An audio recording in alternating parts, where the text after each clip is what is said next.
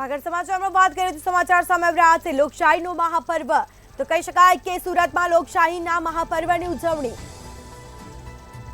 લોકશાહીના મહાપર્વની ઉજવણી ગૃહમંત્રી હર્ષ સંઘવીએ મતદાન કર્યું છે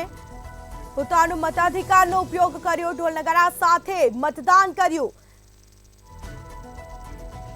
તો પરિવાર સાથે મતદાન કર્યું છે હર્ષ સંઘવીએ ચાપતો બંદોબસ્ત પણ ગોઠવી દેવામાં આવ્યો હતો સોસાયટીના લોકો સાથે મતદાન કર્યું છે પરિવારજનો સાથે મતદાન કરવા પહોંચ્યા અને મતદાન કર્યું ઢોલ નગારા સાથે મતદાન કરવા પહોંચ્યા મતદાન મથક પર સુરતમાં લોકશાહીના મહાપર્વની ઉજવણી ગૃહમંત્રી હર્ષ સંઘવી મતદાન કર્યું છે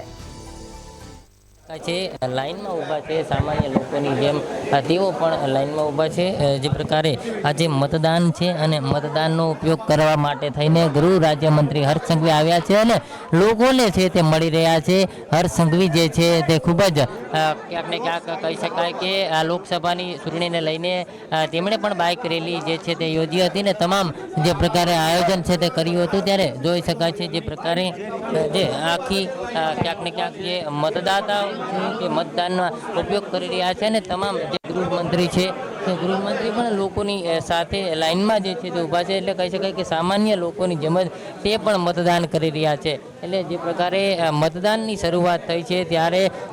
જે ગૃહ રાજ્યમંત્રી છે તે પોતાના ઘરેથી પરિવાર ઢોલ નગારા સાથે નીકળ્યા હતા અને તેને જ લઈને ક્યાંક ને ક્યાંક અત્યારે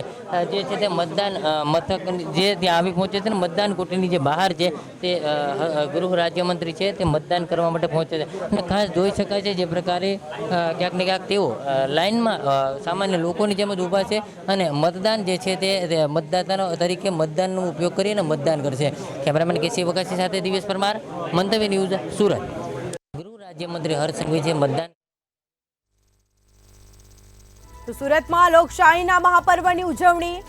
કહી શકાય કે ગૃહમંત્રી હર્ષ સંઘવીએ મતદાન કર્યું પરિવારજનો સાથે મતદાન કરવા પહોંચ્યા